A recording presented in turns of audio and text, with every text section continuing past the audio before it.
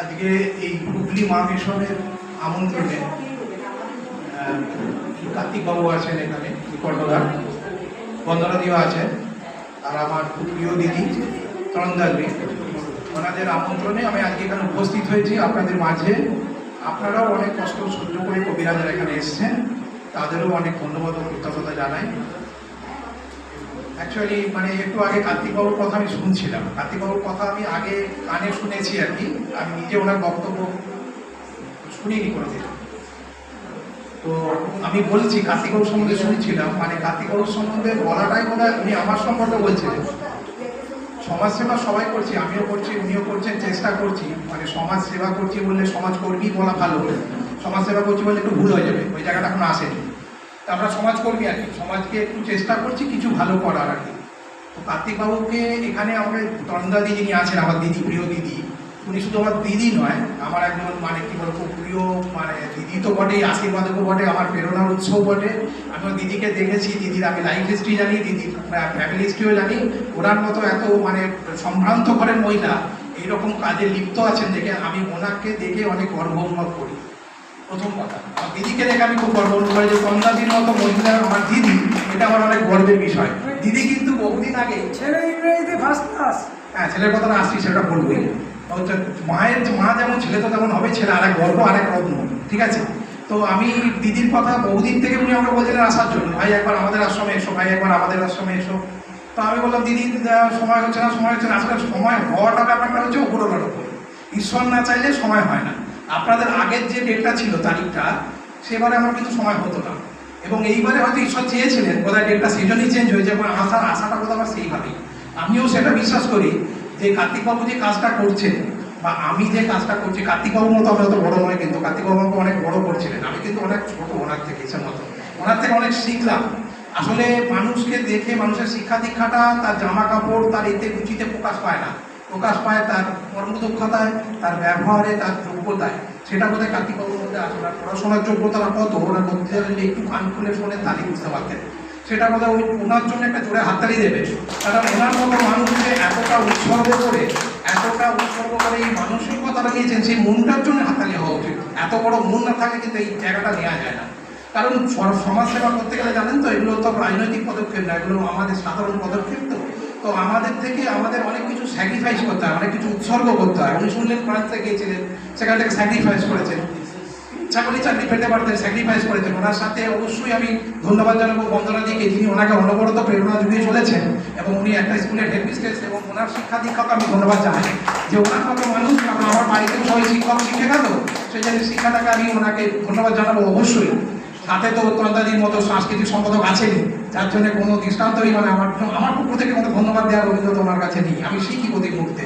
আমি যে কোনো অনুষ্ঠানে যাই সবসময় চেষ্টা করি যে অনুষ্ঠান ছোট বড়ো বলতে কী বোঝে আমি বুঝি না, কোন অনুষ্ঠানটা ছোট, আমি ব্যাংকক যাবো সেটা বড় নাকি এইটা বড়, আমার মনে হয় এটা বড় আমার কাছে। কেন জানেন?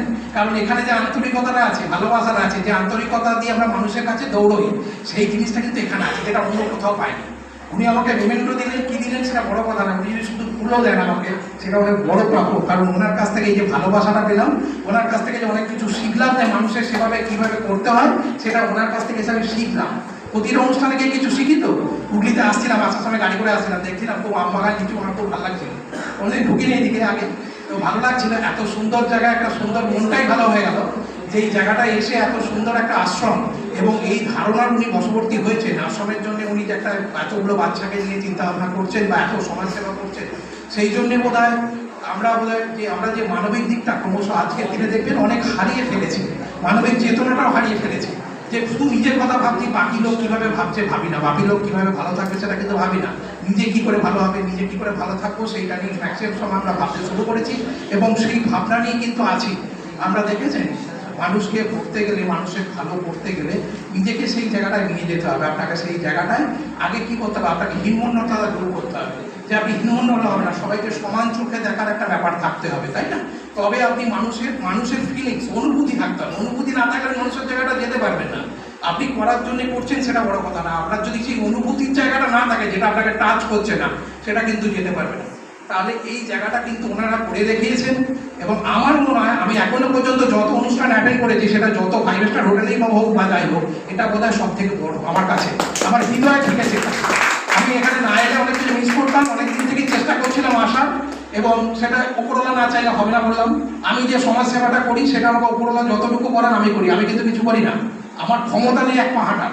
উনি যদি আমাকে বলেন যে এই জায়গাটা অনির্বাণ সামন্তকে চাই, আপনারা জানেন টাকা ফেরত দেওয়ার ঘটনা, আমার ভাই অন্য জানে, হয়তো আগে বলেছিলাম, পেপারও বলেছিল, একটা টাকা এটিএমে ছিল 20,000 টাকা একজন ভদ্রলোক তুলে চলে গেছে, উনি তারপরে আসেনি, তারপরে এটিএমে আমি ঢুকেছি, অথরিটি টাকাটা বেরিয়ে আছে, আমি কিন্তু টাকাটা নিয়েছি, টাকাটা পকেটেও পড়েছে, আমি কিচ্ছু বলিনি, আমার টাকাটা আমি তুলেছি, তুলে সোজা ব্যাংকের ম্যানেজারকে বলছি টাকাটা বললাম, আপনি টাকাটা বললেনও না, আমি বললাম না, বলে যে কেউ বলে টাকাটা দিল না, ক্যামেরাটা খারাপ আছে, আমরা কিন্তু আগের টাকা উদ্ধার করতে পারিনি, আমি তো জানি না ক্যামেরা খারাপ আছে বলে আমি টাকাটা গুনেও দেখেননি কত টাকা না, বলার পরে দিয়ে দিলাম, ওনারা করলেন, আমি বললাম আসল লোককে খুঁজে দিয়ে দিন, কারণ হতে পারে এমন কোনো লোকের টাকা যার ধরুন কারো মেয়ের বিধি আছে, হতে পারে তার ওই 20,000 টাকাটা তার কাছে অনেক, বা হতে পারে কারো টাকা যার বাবা খুব অসুস্থ, তার কাছে ওই টাকাটাই হয়তো জীবন মরণ সমস্যা, আপনি টাকাটা ফেরত দেবেন, তো সেটাই হয়তো পেপারে বেরিয়েছিল সম্ভবত। তা আমার প্রশ্ন হচ্ছে এই কাজটাও ঈশ্বর হয়তো জানতেন যে আমি যদি ওর পরে অনির্বাণ সামন্তকে টাকায় টাকাটা ফেরত হবে, সেটাও ঈশ্বরের অবদান, তা সেটা আমি তাকেই ধন্যবাদ দেবো, আমার কিছু করার ক্ষমতা থাকে না।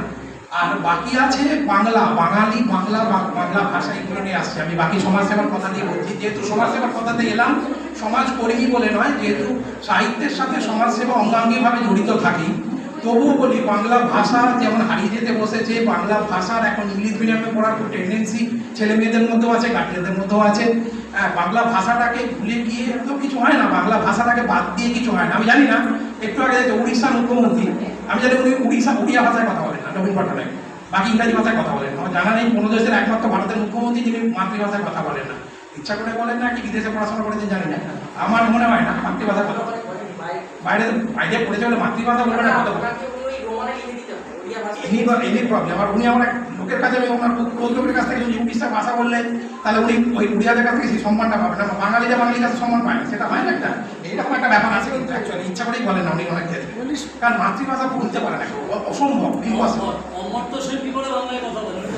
আমি সেটাই বলছি, ব্যাপারটা আমার সেটা না, আমি বলছি বাংলা ভাষাটা শুধু বাংলায়, বাঙালিতে আমরা যেহেতু বাঙালি, আমি সেটার কথাই বলবো, বাংলা ভাষাটাকে বাঁচিয়ে রাখার জন্য বেশ কিছু সংস্থা বা কবিদের ওই উদ্যোগ আগে হয়তো ছিল বা এখন অনেক বেড়েছে, বা যারা চেষ্টা করছে যে হারিয়ে যেতে বসেছে বলে উদ্যোগটা হয়তো বেশি করে এসছে, তো সেই উদ্যোগটাকে ধরে রাখার বা বাঙালিকে বাঁচিয়ে রাখার, আপনারা বলতে সেগুলো বিশ্বের দরবারে যে গর্ব করে আমি একজন বাঙালি, এটা আমি বাংলা ভাষায় কথা বলি, আমি বাংলায় কবিতা লিখি এবং বাংলা ভাষাকে আমি বিশ্বের দরবারে জয় করতে চাই, এই মানসিকতা নিয়ে কবিতা লিখুন এবং এই মানসিকতা নিয়ে আমরা বাংলা ভাষাকে বিশ্বের দরবারে পৌঁছে দিই, যেটা 113 বছর আগে আজ থেকে করেছিলেন রবীন্দ্রনাথ ঠাকুর, তারপরে কিন্তু হয়তো আসেনি এখনো পর্যন্ত, চেষ্টা অবশ্যই চলছে, কে বলতে পারে যে আপনাদের মধ্যে কেউ নেই রবীন্দ্রনাথ ঠাকুর হয়ে আবার বেরিয়ে আসবে, শুধু সেই ভাবনাটা থাকা দরকার, যে কি বললাম, আবেগ বা অনুভূতি না থাকলে কোনো লেখা কিন্তু লেখার মতো হবে না, যে লেখা কারো পাঠকের প্রাণ না ছবে সে লেখা কিন্তু লেখা হবে না, আমার তাই মনে হয়, তাই না? লেখা ধরলেন, কলম ধরলেন, কিছু মনে করবেন না কেউ, হয়তো লেখাটা বেরিয়ে গেল, কিন্তু সে লেখা যতক্ষণ না হৃদয়ে পাঠকের হৃদয় ছুটছে সে কিন্তু আপনার পৌঁছবে না। আমার মনে যতক্ষণ না একজনকে দেখে চোখে জল পড়ছে, আমি দেখলাম বাচ্চাটা হাঁটতে পারছে না, একটা প্রতিবন্ধী বাচ্চা, সেই যতক্ষণ গড়িয়ে গড়িয়ে যাচ্ছে, একটা ফিমেল, আপনি ভাবুন তার বাবা মায়ের কি কষ্ট, বাচ্চারা কি কষ্ট, উঠে বুঝতে পারে না, আমি বেহালায় গিয়েছিলাম, তাহলে সেই ফিলিংসটা আমার চোখ দিয়ে জল পড়ছে, তবে আমি সোশ্যাল ওয়ার্কে আসছি, তাহলে সেই অনুভূতিটা না থাকলে সেই সোশ্যাল ওয়ার্ক আপনাকে অ্যাকুরেট জায়গায় কিন্তু নিয়ে যাবে, আর আপনার যদি মনে হয় আমার পয়সা যে আমি করে ফেললাম সোশ্যাল ওয়ার্ক, সেটা কিন্তু সোশ্যাল ওয়ার্ক নয়, তাহলে আপনাকে আবেগের বশবর্তী, আপনাকে নিজেকে সেই জায়গাটায় নিয়ে যেতে হবে যে আমি সেই জায়গাটায় থাকলে কি করতাম, আমার যদি হতো আমি কি করতাম, সেই জায়গাটা যতক্ষণ না আপনি অর্জন করতে পারছেন ততক্ষণ বোধহয় নয় সেই জায়গাটা আমরা পৌঁছবো না, তাই না? তা বাংলা ভাষার জন্য আমিও একজন বাঙালি হয়ে গর্ব করি, সমাজ সেবা করি বা যাই করি, বাংলা ভাষা আমাদের গর্ব, বাংলা সমাজ, বাংলার ঐতিহ্য আমাদের গর্ব, বাংলার সাংস্কৃতিক ঐতিহ্য এখনো বিশ্বের দরবারে সমাদৃত হয়, বোধহয় আমরা কোথাও ঠিক করে সেই বাংলার ঐতিহ্য বা ভাষাটাকে ঠিকমতো তুলে ধরতে পারছি না। আমাদের মধ্যে কিন্তু প্রচুর প্রতিভা আছে, বাংলার মধ্যে কিন্তু অনেক রসদ আছে, যেটা দেখে কোথায় আছে, বাংলার মধ্যে যেরকম আছে আপনি কোথায় পাবেন শান্তিনিকেতন একসঙ্গে, কোথায় দার্জিলিং পাবেন, কোথায় দীঘা পাবেন একসঙ্গে, বা কোথায় এমন সুন্দর পরিবেশ সুন্দরবনের মতো পাবেন, যেখানে সব রকম পরিবেশ কিন্তু বাংলায় আছে, এবং আপনাদের প্রকৃতি আপনাদের সহায়তা দিচ্ছে, মানুষ আপনাদের সাহায্য করছে, শুধু তুলে ধরা যে একটা পুরস্কার পাওয়ার জন্য কোনো কবিতা নয়, কিন্তু এটা যদি মনে থাকে কিন্তু তাহলে প্রবলেম হবে।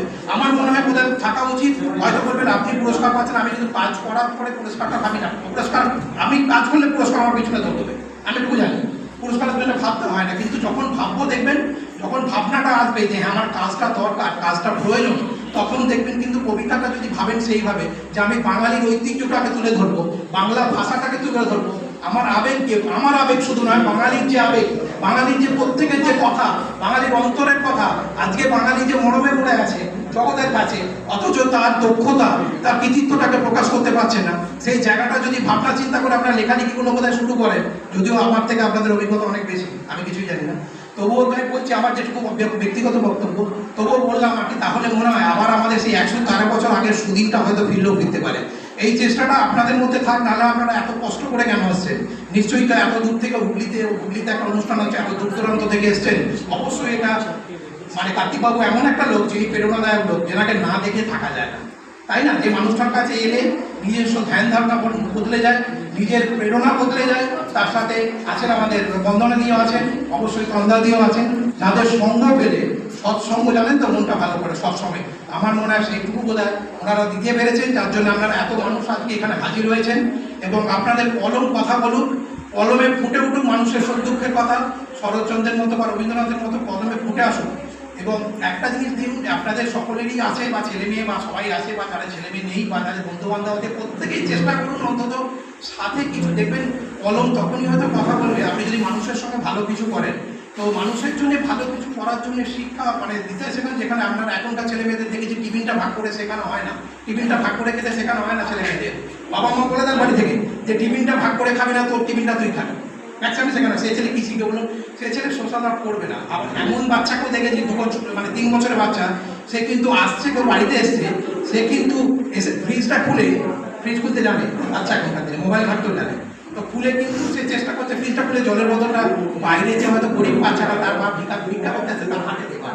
শিক্ষাটা তফাৎ, মেরুদণ্ডটা তফাৎ আছে, সেটা তৈরি করছে আমরা, সমাজ তৈরি করছি, এবং আমাদের সঙ্গে যারা গার্জেন আছেন তারাই তৈরি করছেন। তো চেষ্টা করুন সেইভাবে, আমরাও চেষ্টা করি, সবাই মিলে চেষ্টা করলে নিশ্চয়ই আমরা সুন্দর একটা বাংলা দেখতে পাবো ভবিষ্যতে, যে বাংলা বিশ্বের দরবারে পৌঁছবে, শুধু ভারতের দরবারে নয়। বাংলা ভাষা, বাংলার ঐতিহ্যটাকে আপনারা তুলে ধরুন, বিশ্বের দরবারে অনেক জিনিস আছে বাংলার মধ্যে, খালি তুলে ধরার অপেক্ষা। আপনাদের মতো লেখক লেখিকার হাত দিয়ে উঠে আসুক, সেই কবিতার মধ্যে দিয়ে, আপনাদের প্রবন্ধের মধ্যে দিয়ে, আপনাদের সাহিত্যের মধ্যে দিয়ে সেই সাহিত্য সংস্কৃতিরা উঠে আসুক। আপনারা প্রত্যেকে চেষ্টা করুন যে একটু মানবিক হবার, হ্যাঁ, মানুষ হিসাবে শিক্ষিত হবার নয়, শিক্ষিত সঙ্গে সঙ্গে চেষ্টা করুন মানবিক হবার। যে শিক্ষা মানুষ তৈরি করে না, সে শিক্ষা কি মানুষ হয়? আমার ধারণা নেই। জানি তখনকার দিনে বৈদিক যুগে কিন্তু শিক্ষার পাশাপাশি আশ্রমে কিন্তু মানুষ তৈরি করা হতো, আপনাকে যে গুণগুলো তৈরি করা হতো প্রত্যেককে, যে তাদের শিক্ষা দেওয়া হতো তারা কি করে মানুষ তৈরি হবে। একজন বাচ্চাকে প্রথম থেকেই কিন্তু বৈদিক যুগে আশ্রমে, গুরুদেবের আশ্রমে পাঠানো হতো, তাই তো? ঠিক বলছি তো? তখন মনে পাঠানো হতো, তাদের মানুষ করার জন্য, ভালো মানুষ তৈরি করার জন্য চেষ্টা করা হতো, এবং তারা যাতে ভবিষ্যতে মানুষ হয় ভালো। এই যে একজন আমার পাশে দাঁড়িয়ে আছে আমার ভাই, মানে আমার কি বলবো, ভাবনা হবে হয়তো, তো ইংলিশে আমার অনার্স, ওর মা ইংলিশে এমএ, ওর মা দাঁড়িয়ে, মাও আছে পাশে, মায়ের শিক্ষাটা ছেলে পেয়েছে, নাহলে কেন এত ভালো মনের মানুষ হতে পারে না? মা কি ফ্যামিলির মেয়ে সেটা নিশ্চয়ই আমি একটু আগেই আপনাদের বললাম। তো সেই রক্ত কথা বলে, জানেন তো, কলেজে ফ্যামিলির মহিলা বলে অভাব কথা বলে না, রক্ত কথা বলে। ঠিক আছে, তো অভাব শিক্ষা দীক্ষা, কে বড় লোক কি গরিব লোক, কোথায় 5 স্টার অনুষ্ঠান, সেটা প্রকাশ না। আপনার মধ্যে কি রুচি আছে, আপনার মধ্যে কি শিক্ষা আছে, আপনার মধ্যে কি জ্ঞান আছে, সেটাই বড় কথা। ওর মায়ের শিক্ষাটাও মা পেয়েছে, ওর মা তো আমার খুবই প্রণম্য ব্যক্তি, খুবই উৎসাহ ব্যক্তি, আমি সারা জীবনই মনে রাখবো। অনেকদিন থেকেই কথা হচ্ছিল, আজকে সুযোগ হয়েছে। অবশ্য আমার পরিস্থিতি খুব কঠিন ছিল, সেটা উনি বলবেন, কেন আসতে পারছিলাম না, হয়তো আসতে পারতাম না, তো বললাম কথা দিয়ে যেমন কথাটা রাখবো, যেমন করে অনেক কঠিন পরিস্থিতির মধ্যেই এসেছি। তবে এসে আপনাদের দেখে খুব ভালো লাগলো, এবং না এলে বোধ হয় কার্তিকবাবুর মতো মানুষকে মিস করতাম, বন্দনাদির মতো মানুষকে মিস করতাম, তন্দাদির মতো মানুষকে, আপনাদের সবাইকে মিস করতাম। প্রত্যেকের কাছ থেকে কিছু শিক্ষা নিয়ে তো যাই প্রতিবারই, এখান থেকে হয়তো অনেক কিছু শিখে গেলাম আপনাদের প্রত্যেকের কাছ থেকে। প্রত্যেকের মধ্যেই তো ভালো কিছু আছে, আমার মধ্যে যে খুব খারাপ আছে ছেড়ে দিন, বাকি আপনাদের থেকে ভালোগুলো নিয়ে যাই, সেটাই আমি পাই প্রত্যেক অনুষ্ঠানে। তা আমার মনে হয় এখনো পর্যন্ত আমার প্রাপ্তির এটা সেরা অনুষ্ঠান। ধন্যবাদ জানবেন। আমি